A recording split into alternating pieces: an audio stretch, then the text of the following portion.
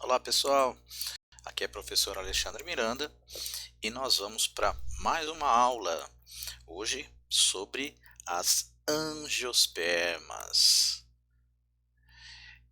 Esse grupo vegetal ele é muito importante para que nós possamos dimensionar a sua importância. São catalogadas mais de 350 mil espécies de plantas. Desse total, cerca de 250 mil são angiospermas. Então é uma quantidade extremamente significativa dentro do reino plant. O termo angiosperma, ele vem também de duas palavras de origem grega, em que anjo significa bolsa, urna, e esperma, semente. Então esse grupo de vegetais eles são representados por aqueles vegetais que apresentam o fruto, que seria essa bolsa que protege a semente. Então esse é o grupo que apresenta maior variedade de características e também de número de espécies dentro do reino planta. Já que nós citamos o fruto, né, ele é uma das aquisições evolutivas presentes nas angiospermas. Além dessa estrutura e além das estruturas que nós já encontramos nos outros grupos, como em gimnosperma, a raiz, o caule, a folha e também a semente, nós temos aqui duas novidades evolutivas: o fruto e também a flor. Então, em relação às gimnospermas, nós temos nas angiospermas esses dois caráteres, essas duas estruturas evolutivas que são extremamente importantes no processo de reprodução: as flores e os frutos. Então as flores elas se apresentam de diversas formas, desde aquelas que são extremamente vistosas, não só pelas suas cores, mas também pelas suas formas. Apresentam algumas delas não tanta beleza, mas um odor agradável. Algumas produzem néctar que serve como agente atrativo para os polinizadores, como as abelhas e outros insetos. Porém, nós também temos aquelas flores que não apresentam nenhuma dessas características. Elas não são nem atrativas visualmente, nem têm as peças coloridas, não há perfume e também não há néctar. Então é importante entender que a partir dessa estrutura da flor, nós teremos produzidas as sementes e os frutos. Então nessas duas imagens nós observamos a presença de uma flor, nesse caso a flor do maracujá, com todas as suas peças de proteção e de reprodução, e aqui o fruto já com a sua estrutura e um corte dele apresentando no seu interior as sementes. Para que a gente possa então falar da flor, é interessante entendermos que ela apresenta as duas porções: os órgãos de suporte, que são estruturas que estão relacionadas com a sustentação da flor. Então nós vamos ter duas porções: o pedúnculo, que é o filamento que liga a flor ao resto do ramo, e o receptáculo, que é uma região dilatada na porção terminal do pedúnculo, e nessa estrutura nós teremos a inserção das demais peças florais. Então, nessa imagem, observando um botão de uma rosa, conseguimos visualizar o pedúnculo e o receptáculo. Em relação aos órgãos de proteção, são aquelas estruturas que têm por objetivo proteger as estruturas reprodutoras e, além disso, também proteger, aliás, além disso, atrair os agentes polinizadores com a sua forma ou com a sua cor. Então nós vamos ter todo esse conjunto de estruturas de proteção, nós as denominamos de perianto. Existem flores que não apresentam esse perianto e nós a descrevemos como uma flor nua. O perianto ele é dividido em duas porções, o cálice e a corola. O cálice nada mais é do que o conjunto das sépalas. Essas sépalas, elas geralmente têm um aspecto verde, muito semelhante à folha. O seu papel é proteger o botão antes da flor se abrir. Nós vamos ter flores que não apresentam sépalas, que nós chamamos de assépalas. Se nós tivermos aí toda a estrutura do perianto com o mesmo aspecto e esse aspecto for semelhante às sépalas, então as pétalas e as sépalas, sendo que todas elas têm o aspecto de sépalas, nós chamamos essa flor de cepaloide. Nesse caso, o perianto ele é denominado de indiferenciado. Já a corola ou coroa, nós temos o conjunto de pétalas. Essas estruturas, geralmente elas têm cores chamativas que atraem os agentes polinizadores e também a presença de odores, visto que elas possuem glândulas secretoras dessas substâncias e também secretoras de néctar. Nós dizemos que aquela flor que não apresenta pétalas, ela é chamada de apétala. Lembrando que a é um prefixo de negação, então sem pétala.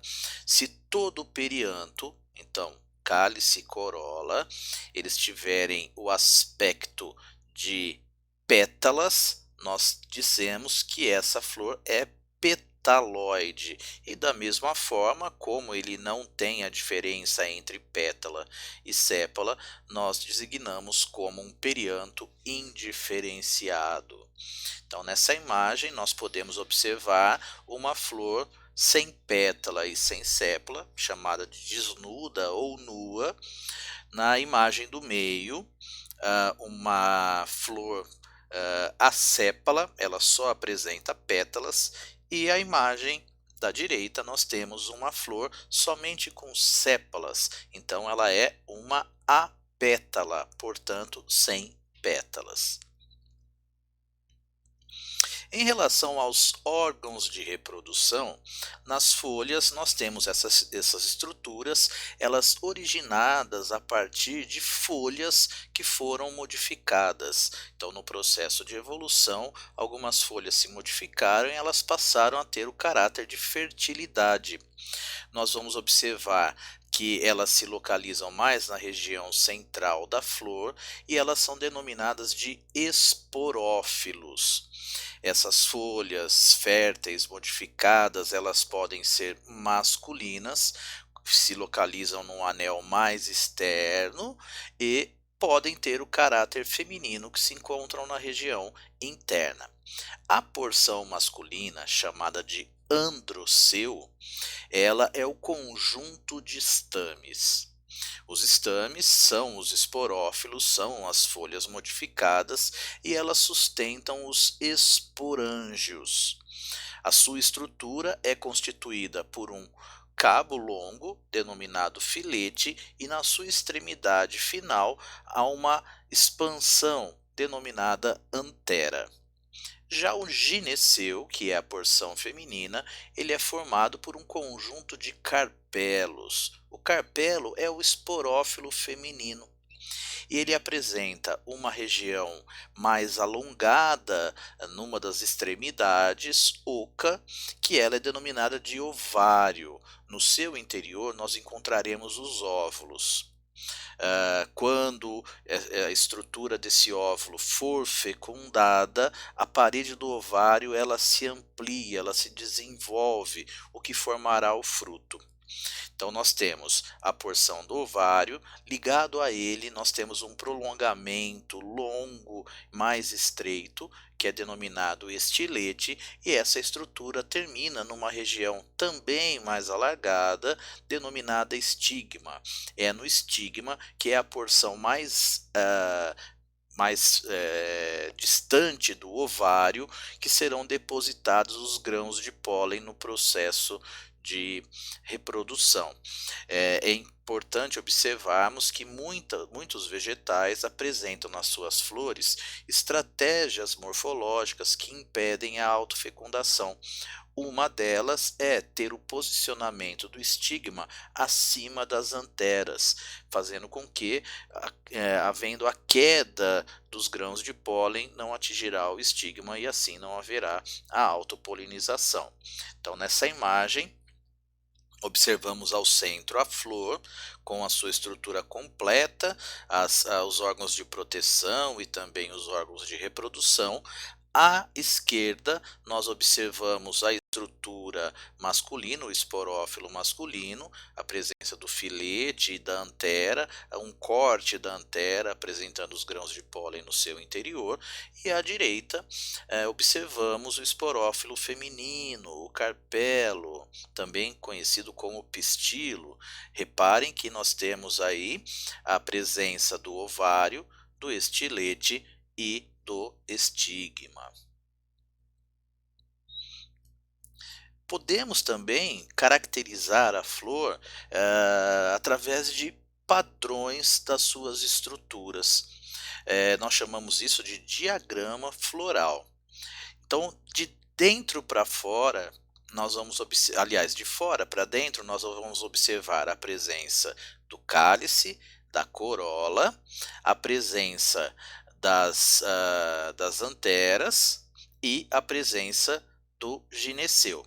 Então, nesse caso, o diagrama floral está demonstrado da seguinte forma: K, que significa cálice, são 5 estruturas, a corola apresentando também 5 estruturas, e os parênteses entre o número 5 demonstra-se que elas estão unidas. Então nós teremos aí as pétalas que elas estão ligadas umas às outras. Temos 5 estruturas também masculinas, e a estrutura feminina são 2 estruturas do gineceu, mostrando entre parênteses também que elas estão unidas. Como ocorre a reprodução desses organismos? A reprodução é sexuada e nós vamos encontrar sequencialmente alguns fenômenos: a esporogênese, a gametogênese, a polinização, posteriormente a fecundação, o desenvolvimento da semente e do fruto. Então esses processos eles são sequenciais. É interessante observarmos que, a partir das pteridófitas, a fase duradoura, a fase dominante dos grupos vegetais, portanto, pteridófitas, gimnospermas e angiospermas, a fase dominante é a fase esporofítica. E nas angiospermas, a produção das flores vai representar o estágio final de maturação do esporófito. Nesse processo de formação das flores, nós vamos ter ocorrendo, muitas vezes simultaneamente, mas não necessariamente, 2 processos: a formação dos gametas e das estruturas reprodutoras masculinas e das estruturas femininas. Na estrutura masculina, nós chamamos esse processo de microesporogênese. Isso ocorrerá no interior das anteras, também chamados de sacos polínicos, são os microesporângios. Nós teremos nessa estrutura a formação dos grãos de pólen ou micrósporos.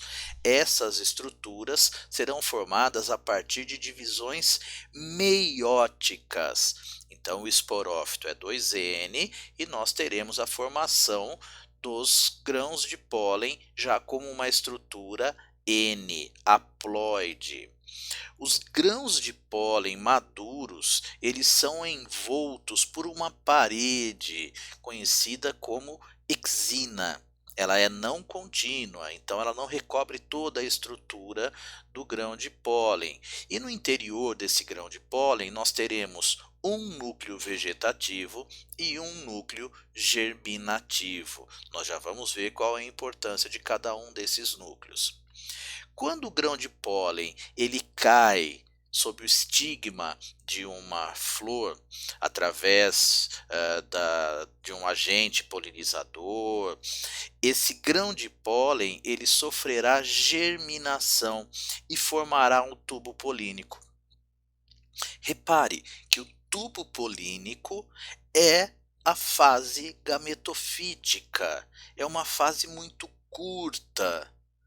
A fase duradoura é esporofítica. A fase gametofítica ela é praticamente microscópica, ela é muito pequena, nós não vamos conseguir observar isso com grande facilidade.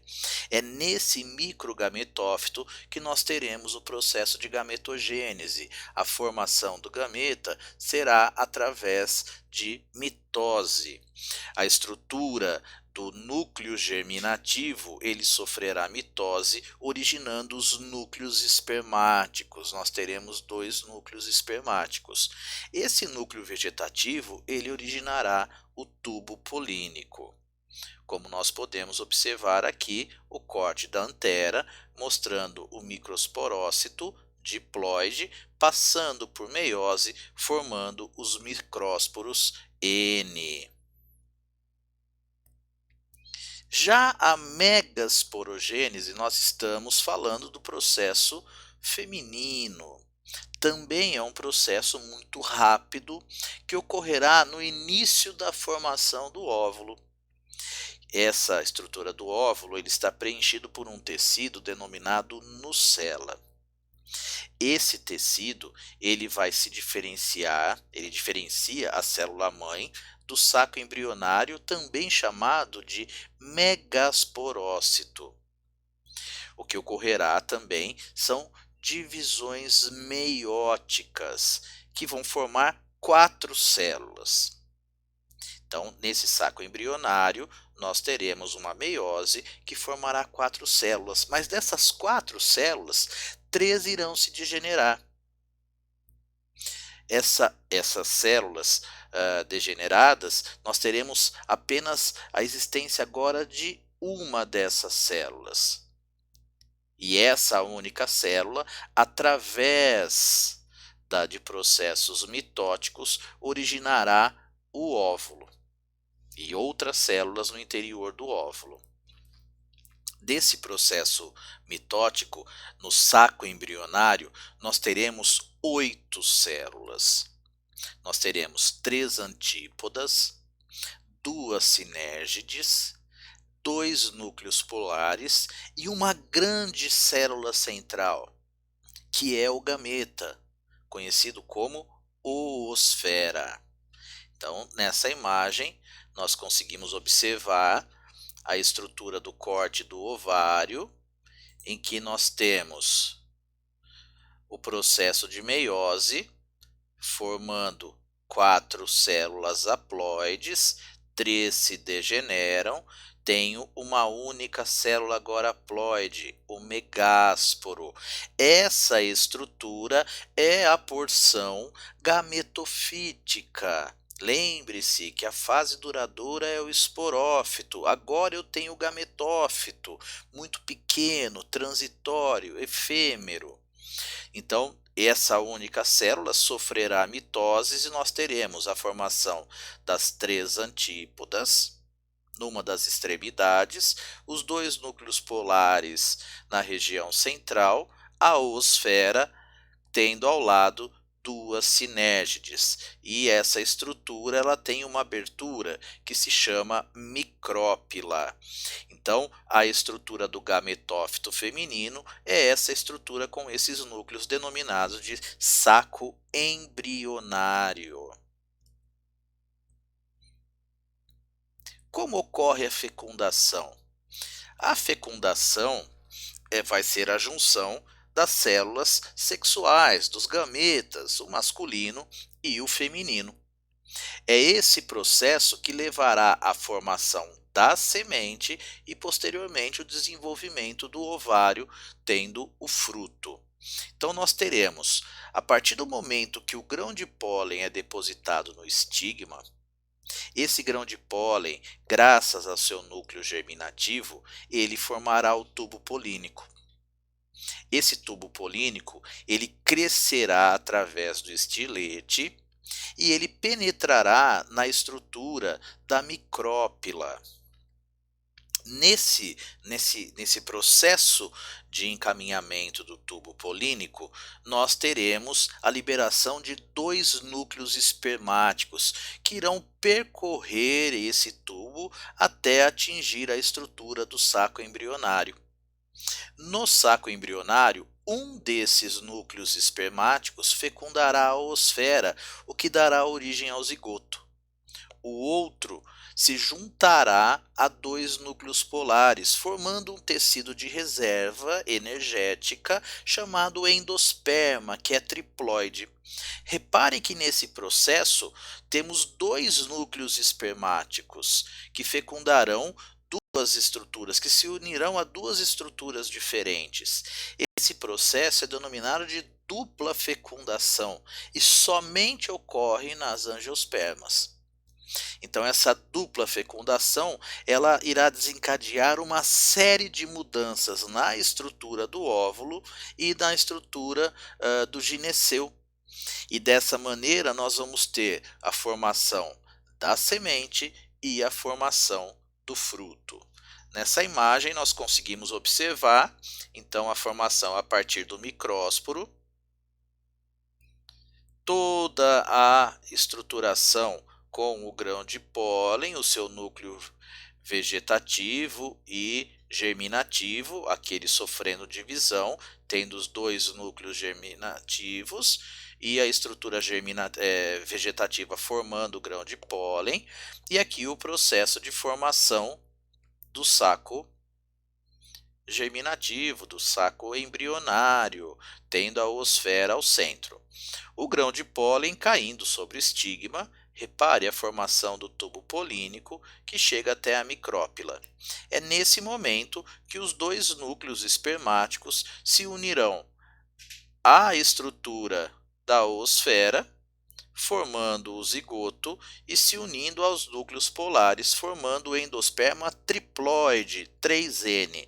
Repare que o endosperma ele ganha tamanho, as células se dividem, o que levará à formação de toda a estrutura do endosperma que nutrirá o embrião no início do processo de germinação. E a estrutura da fecundação da oosfera pelo núcleo espermático formará o embrião, e ele que a semente, ao atingir ou se encontrar em um local com as condições adequadas, germinará, formando um esporófito jovem que se desenvolverá até a fase adulta, já maduro, em que poderá se reproduzir novamente. Então, a semente, o fruto, nós vamos ter após a polinização e o processo de fecundação, a flor sofrerá algumas modificações. Ela vai perder alguns componentes, como as pétalas, as sépalas, e nós vamos ter também modificações no ovário. Esse ovário ele se desenvolverá, ele aumentará de tamanho, justamente para que possa proteger as sementes que estão no seu interior. Então, essa presença dos frutos, como nós dissemos anteriormente, é uma novidade evolutiva desse grupo. Além de serem uma proteção para a estrutura embrionária contida nas sementes, é também um papel dos frutos auxiliar na dispersão dessas sementes, justamente porque eles são atrativos para agentes dispersores, por serem alimento desses grupos. Então, O fruto, nós podemos identificar algumas partes do fruto, ele é constituído basicamente por duas partes, o pericarpo, que é o desenvolvimento das paredes do ovário, e as sementes, ou a única semente que se encontra no interior. Então, o pericarpo tem três camadas: a camada mais externa, o epicarpo, a camada intermediária, que geralmente é aquela que nós temos como a parte mais nutritiva, ah, que é o mesocarpo, e a porção mais interna, geralmente a próxima à semente mais dura, que é o endocarpo. Então aqui nós observamos um pêssego mostrando o epicarpo, o mesocarpo e o endocarpo. Então, essas características dos frutos, nós podemos classificá-los usando como pontos de análise a estrutura, o tipo de pericarpo que ele tem, se o fruto ele se abre ou não espontaneamente para liberar as sementes. Então, nós temos aí frutos que apresentam um pericarpo suculento, nós denominamos de frutos carnosos, e eles podem ser do tipo baga, quando se originam de ovários que apresentam um ou mais carpelos, mas têm as sementes livres. Então nós temos aí o tomate, a abóbora, a uva, a laranja, ou do tipo drupa, como nós vemos aqueles que têm as sementes aderidas ao endocarpo, a azeitona, o pêssego, a ameixa, a amêndoa. E existem também aqueles que têm o endocarpo não suculento, que são chamados de frutos secos.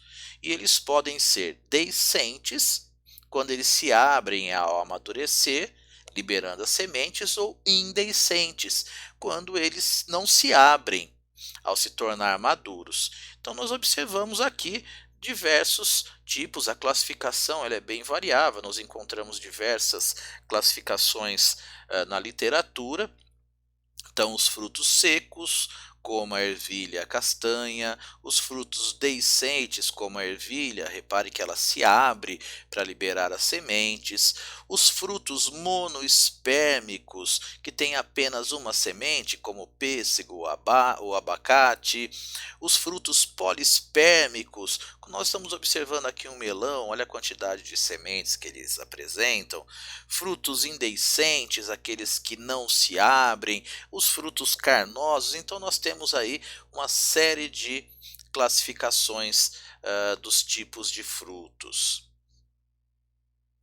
Também temos os tipos especiais de frutos.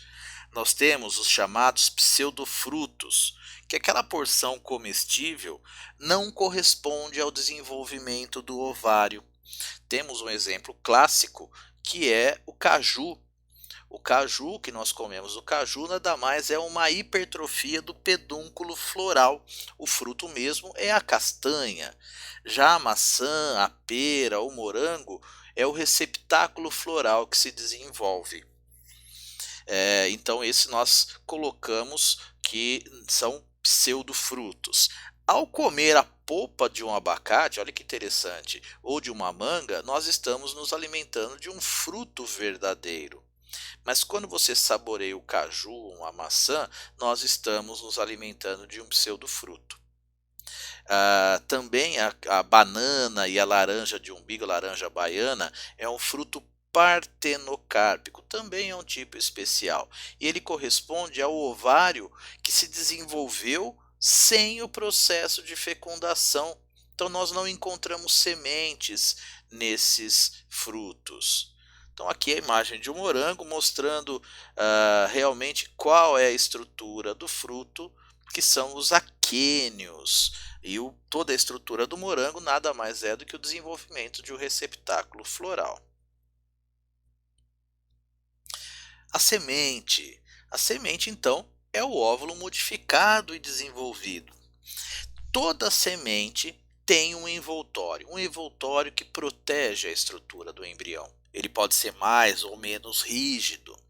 Vamos ter um embrião na estrutura da semente que ele ainda se encontra inativo, mas que ele irá se desenvolver quando nós tivermos as condições ambientais favoráveis, a presença de hormônios, a presença de temperatura, luminosidade adequada e principalmente a umidade. Além disso, na semente, nós teremos um material de reserva nutricional, chamado de endosperma, que nós já vimos, o endosperma triploide.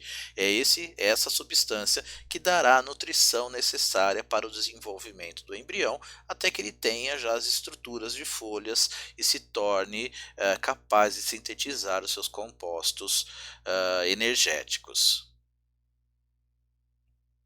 Em relação à classificação das angiospermas, nós vamos ter dois grupos, as chamadas monocotiledôneas e as dicotiledôneas. Como exemplos de monocotiledôneas, nós temos o capim, a cana-de-açúcar, o arroz, o trigo, o bambu, as orquídeas. Esses organismos são monocotiledôneas. Já as dicotiledôneas, o feijão, o amendoim, o girassol, o ipê, o abacateiro, esses são exemplos e tantos outros são exemplos de dicotiledôneas. Mas o que diferencia uma monocotiledônea de uma dicotiledônea? O que diferencia são algumas estruturas que eles colocam, que eles apresentam, e nós podemos utilizar essas características para identificá-los. Uma delas são as raízes. As raízes das monocotiledôneas são conhecidas como raízes fasciculadas, também chamadas de raiz cabeleira. Nós observamos que é um conjunto de raízes muito finas, que elas se originam a partir de um único ponto. Nós não vamos observar nessas estruturas raízes mais fortes, mais espessas, todas têm praticamente a mesma espessura. Essa é uma característica de monocotiledônea. Já as dicotiledôneas, elas apresentam as raízes conhecidas como pivotantes ou axiais. Nós vamos ter uma raiz central, uma raiz que a partir dela, um eixo principal, que a partir dela se ramificarão outras raízes, a raiz principal e as raízes secundárias. Essa é uma característica de dicotiledôneas. Então nós observamos a imagem do lado esquerdo, uma raiz fasciculada de monocotiledônea e uma raiz pivotante de dicotiledônea na imagem da direita. As folhas também podem ser usadas para nós identificarmos os tipos de vegetais. As monocotiledôneas, as folhas apresentam nervuras paralelas. Elas são chamadas de paralelinervas. Essas características de nervuras paralelas são encontradas nas monocotiledôneas. Já as dicotiledôneas têm um tipo de folha com nervura ramificada, reticulada, como nós podemos observar nessa imagem. A nervura paralela à esquerda e a nervura reticulada à direita.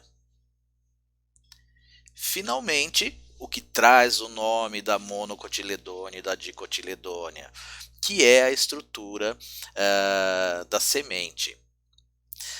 O embrião da semente de angiosperma, ele contém uma estrutura chamada cotilédone, que nada mais é do que uma folha modificada que está associada à nutrição embrionária. As sementes de monocotiledônea apresentam apenas um cotilédone. Então, se nós pegarmos a estrutura do milho, da semente do milho, nós vamos observar que ela tem um único cotilédone. E essa é o que leva o nome, a dar o nome das monocotiledôneas. Mono, um, cotiledônea, portadora de um único cotilédone. Já as dicotiledôneas, que nós podemos exemplificar pelo feijão, apresentam dois cotilédones. Então ela tem duas porções, tanto que no processo de germinação nós observamos a abertura desses cotilédones. Aqui nessa imagem observamos do lado esquerdo uma monocotiledônia, no caso exemplificado pelo milho, com apenas um cotilédone, e do lado direito a estrutura com os dois cotilédones, no caso um feijão, uma dicotiledônia. É isso aí, pessoal. Essa foi a nossa aula sobre angiospermas. Espero que tenha ficado claro toda essa discussão e vou deixar na descrição do vídeo o link dessa aula no Prezi e bons estudos.